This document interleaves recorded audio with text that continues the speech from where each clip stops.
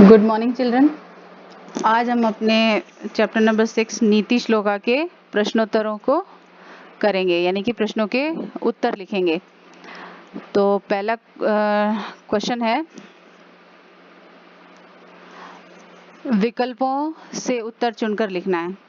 तो पहला क्वेश्चन है, नद स्वयमेव किम न पिबंती। नदी स्वयं ही अपना पानी नहीं पीती, क्या नहीं पीती है? तो जलम। आंसर है जलम, जल नहीं पीती है। वारिवाम किम न आदंती। सस्यम, सस्य मतलब फसल। बादल जो है अपने द्वारा सिंचित क्या अपने द्वारा किसको सिंचित उस चीज को नहीं खाते हैं। तो पहले इसका आंसर है सस्यम। सस्यम का मतलब है फसल। फिर है थर्ड क्वेश्चन, स्वदेशे क न पूज्यते। अपने ही देश में कौन पूजनीय होता है? राजा। चौथा है, समुद्र माद नद कीदृश भवन्ति। अपेया, समुद्र में मिलकर नदी कैसी हो जाती है? जो पीने लायक न हो। अपेया मतलब पीने लायक न रहे, ऐसी हो जाती है। नाउ लास्ट, नृणाम संभवे मातृ पितरौ किम सहेते।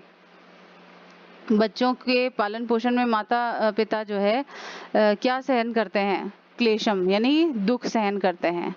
तो ये पांचों क्वेश्चंस आप इनके आंसर लिख लेना और याद कर लेना। अब है नेक्स्ट क्वेश्चन, एक पद में उत्तर दीजिए। किम श्रूयताम, किसे सुनना चाहिए? तो इसका पहले का आंसर है एक पद में मतलब एक वर्ड में, वन वर्ड में आंसर देना है। तो पहले का आंसर है धर्म सर्वस्वम, धर्म के संपूर्ण सार को। फिर है सेकंड क्वेश्चन, विद्वान कुत्र पूज्यते। सर्वत्र, विद्वान सभी जगह पूजनीय होते हैं। फिर है तीसरा, सताम विभूतयम किमर्थम भवंती। परोपकाराय, मतलब सज्जन लोग जो है वो अपनी संपत्ति का उपयोग किस प्रकार करते हैं? परोपकार के लिए करते हैं। वृक्षा किम न खादंती। वृक्ष क्या नहीं खाते हैं? स्वयं के फल नहीं खाते, तो फलम ओनली। तो ये आपके एक पद में उत्तर दीजिए आंसर। इन्हें आप कॉपी में लिख लेना और याद कर लेना। और इन क्वेश्चंस को आपको कॉपी में लिखना है। इससे पहले वाले क्वेश्चंस के आंसर्स को कॉपी में नहीं लिखना है, वो बुक में ही सॉल्व करने हैं। इसे आप कॉपी में उतार लेना। नाउ नेक्स्ट, पूर्ण वाक्य में उत्तर दीजिए। इन्हें भी आप कॉपी में ही करेंगे। पहला क्वेश्चन है, कस्य निष्कृतिः शतेः वर्षेः अपि न कर्तुम शक्या। यानी कि किसका बदला चुकाने के लिए 100 वर्ष तक भी जो है बच्चे, मतलब किसका बदला नहीं चुका पाते हैं? तो माता पितरौ। माता पितरौ निष्कृति आंसर है इसका। माता पितरौ निष्कृति, कस्य की जगह मैंने माता पिता रिप्लेस किया है, बाकी एज इट इज लाइन है। तो इसका आंसर है माता पितरौ निष्कृतिः शतेः वर्षेः अपि न कर्तुम शक्या। ना सेकेंड आंसर, परेशान किम न समाचरेत। दूसरों के साथ हमें किस तरह का व्यवहार नहीं करना चाहिए? तो परेशान किम की जगह पे आत्मनम शब्द आ जाएगा, बाकी आत्मनम प्रतिकूलन शब्द आ जाएगा, बाकी एज इट इज रहेगा। तो परेशान आत्मनम प्रतिकूलानी न समाचरेत, जो हमारी आत्मा को सही न लगे वो ऐसा आचरण हमें दूसरों के साथ भी नहीं करना चाहिए। नंबर 3, केन स कलहम कृत्वा जन सुखी न भवति। किसके साथ क्लेश करके या लड़ाई करके लोग सुखी नहीं रहते? तो मित्रेण सह, मित्रों के साथ। मित्रेण सह as it is rest of line वैसी की वैसी है। मित्रेण सह कलहम कृत्वा जन सुखी न भवति। नेक्स्ट, फोर्थ क्वेश्चन, किम कदाचन न तुल्यम न, मतलब जिनकी किसकी जो है तुलना आपस में नहीं की जा सकती। तो विद्वानम नृपत्वम, राजा और विद्वान की जो है आपस में तुलना नहीं की जा सकती। विद्वानम नृपत्वम च कदाचन च तुल्यम न, यानी कि राजा और विद्वान की तुलना आपस में नहीं की जा सकती। अब जो नेक्स्ट फिफ्थ क्वेश्चन है वो है, देवा कदा सहायक भवति। देवता जो है कब सहायता करते हैं? अब इसका आंसर जो लास्ट वाला श्लोक है उसका आंसर एज इट इज है। लास्ट वाला श्लोक एज इट इज इसका आंसर है। तो उद्यम साहसम धैर्यम शक्ति विद्या पराक्रम च एते षट गुणाः यत्र तिष्ठन्ति तत्र देवाः सहायका भवति। यानी कि ये सभी गुण जहाँ पर विद्यमान होते हैं देवता वहाँ उसकी सहायता करते हैं। तो मेरे ख्याल से आप लोग सभी को ये आंसर समझ में आ गए होंगे। इन्हें अच्छे से अपनी कॉपी में लिख लेना, एक पद और एक वाक्य वाले आंसर्स को कॉपी में लिख लेना और इन्हें याद कर लेना। अब अगला क्वेश्चन है उचित मिलान कीजिए। ये बच्चों इनके उचित मिलान के जो मैंने दिए हैं वो क को मैच किया है मैंने, देखिए 4th नंबर से, मित्रेण कलहम कृत्वा न कदापि सुखी जना, ये क को मैंने 4 से मैच किया। ख को मैंने मैच किया है इधर 5th से, स्वदेशे पूज्यते राजा विद्वान सर्वत्र पूज्यते। 3rd है यम मात्र पितरौ क्लेशम सहेते, ये 6 नंबर को मैंने ग से मैच किया, सहेते संभवे नृणाम। अब है चौथा, एते षट यत्र तिष्ठन्ति, इसको मैच किया है नंबर 1 से, तत्र देव सहायक।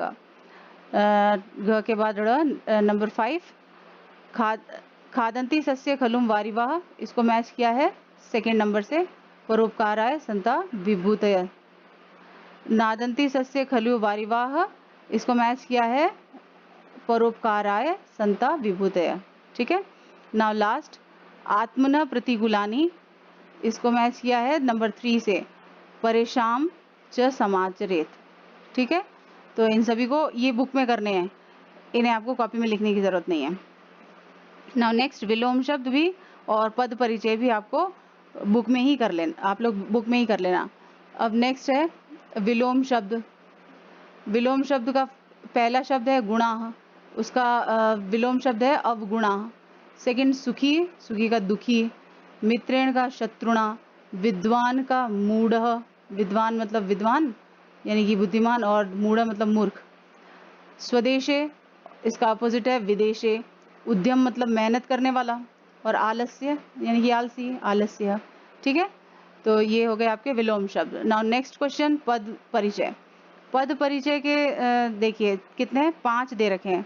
नद फलानी आत्मन मित्रेण नृणाम, ये पद दे रखे हैं। अब इसके मूल शब्द है, नदी का मूल शब्द, नद का नदी मूल शब्द है, ये नदी स्त्रीलिंग में आता है, ये विभक्ति प्रथमा विभक्ति है इसके अंदर, और वचन कौन सा है, बहुवचन है। अब 2nd है फलानी शब्द जो है, फल शब्द, इसका मूल शब्द है, ये नपुंसक लिंग के अंतर्गत आता है, और ये प्रथमा विभक्ति है, और ये भी बहुवचन है। फिर है आत्मन शब्द जो है, आत्मन एज इट इज है, 1 मिनट, और आत्मन मूल शब्द, आत्मन का आत्मा नहीं होता है, और पुरलिंग, ये पुरलिंग के अंतर्गत आता है, और ये विभक्ति द्वितीया है, और वचन इसका बहुवचन है। फिर मित्रेण, मित्रेण मित्र शब्द इसका मूल शब्द है, और ये नपुंसक लिंग के अंतर्गत आता है, तृतीया विभक्ति है, और ये एक वचन है। नृणाम में नृण शब्द मूल शब्द है, लिंग पुरलिंग है, और तृतीया विभक्ति है, और ये एक वचन है। तो मेरे ख्याल से ये सारे क्वेश्चन आंसर्स आप अपने कॉपी और बुक में उतार लेंगे, यानी कि एक पद और एक वाक्य वाले क्वेश्चंस आप कॉपी में उतारेंगे, और बाकी सभी जो है बुक एक्सरसाइज है तो बुक में ही उतार के रखेंगे, और इन्हें आप छुट्टियों में बैठ के याद कर लेना। अब नेक्स्ट स्लाइड बच्चों, मैंने पिछली स्लाइड में आपके पिछले वीडियो में मैंने आपको चित्र वर्णन कराए थे 2 वीडियो में, जो लास्ट के जो 2 वीडियो थे, लास्ट का जो चित्र वर्णन का वीडियो था जिसमें 8th और 9th मैंने गृह कार्य के लिए दिए थे, उसके आंसर मैंने नहीं दिए थे, जो इस वीडियो के अंतर्गत मैं आपको उसके आंसर दे रही हूँ। तो 8th जो हमने किया था उसका आंसर है एक लघु पादप अस्ति, पहले का आंसर है पादप। 2nd का आंसर है आरोपयति, एक बाल पादपान आरोपयति। बालकाया हस्ते पादप अस्ति, ये रेड वाले जो हैं उनके आंसर्स हैं, आप अपने कॉपी या बुक जहाँ पर भी आपने लिखा है उन्हें कंप्लीट कर लेना। बालकस्य समीपम बालिका तिष्ठन्ति, और लास्ट है एक बालिका वदति। अब इसका लास्ट जो पिक्चर रीडिंग था 9 नंबर, उसका भी आंसर देख लें, जो पोल्यूशन से रिगार्डिंग था। इसका फर्स्ट पहले लाइन का आंसर है वाहनानि औद्योगिक विकास कुर्वन्ति, तो औद्योगिक विकास है फर्स्ट आंसर। फिर 2nd का आंसर है प्रदूषणस्य, तो वाहनानि प्रदूषणस्य कारणम अस्ति।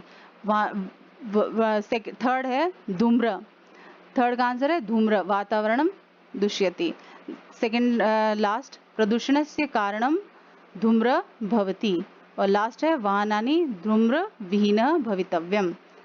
चिल्ड्रन, अब जो है ये मेरा गृह कार्य, ये आपको घर पे बैठ के इनको लर्न करना है और इन्हें अपनी कॉपी में उतारना है, और इसके अलावा जो हॉलीडे होमवर्क जो है वो आप इस तरह से अपनी कॉपी में करके रखेंगे और इन्हें याद भी करेंगे। लोट लकार जो मैंने फर्स्ट वीडियो में पढ़ाया था, लोट लकार के हस धातु, खाद धातु, क्रीड़ धातु और लिख धातु को आप अपनी अपनी कॉपी में लिखना सीखेंगे। जो मैंने प्रत्यय सिखाए थे फर्स्ट, जो हम इन छुट्टियों में जो पहला मेरा वीडियो आया था उसमें मैंने लोट लकार के प्रत्यय दिए थे और सिखाए थे, उन्हीं के आधार पर इन चारों की टेबल बनाएंगे और इन्हें याद करेंगे। फिर दूसरा जो होमवर्क है वो है शब्द रूप।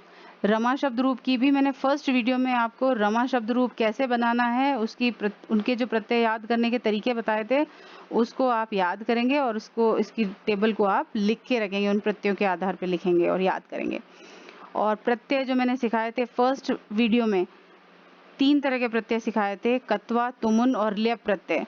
इनकी क्या क्या पहचान है, इनको कैसे समझा जाता है, इनको कैसे जो है फाइंड आउट किया जाता है, वो सारे नियम आप पढ़ के रखेंगे और हम जो है इसी आधार पर आपको क्वेश्चंस बना के देंगे। तो आपको उनको करना आना चाहिए कि किस तरह से कत्वा प्रत्यय को फाइंड आउट करेंगे, किसको ल्यप को फाइंड आउट कैसे करते हैं, तुमुन को फाइंड आउट कैसे करते हैं, वो सारे नियम मैंने उसमें बताए थे। तो आप उन तीनों प्रत्ययों को याद करके रखेंगे। फिर है नीति श्लोक के जो हमने जितने भी 7 श्लोक हमने हिंदी, 7 श्लोकों का जो हिंदी अनुवाद किया और उनके क्वेश्चन आंसर्स किए, उनमें आपको 4 श्लोकों का, सिर्फ 4 श्लोकों को याद करना है। श्लोक लेखन के लिए आपको 4 श्लोक याद करने हैं और बाकी सभी श्लोकों को और जो बाकी 7 के जो है वो हिंदी अनुवाद भी याद करने हैं, यानी कि उनके अर्थ भी याद करने हैं और क्वेश्चन आंसर्स भी आपको देखना है। ठीक है बच्चों, तो ये आपके हॉलीडेज के लिए होमवर्क है और आप इसको रेडी करके रखेंगे। Thank you children and all the best. अपने घर में सेफ रहिए, घर से बाहर ना निकलिए और अपने बड़ों का, मम्मी पापा का, सभी का कहना मानिए। Thank you, God bless you.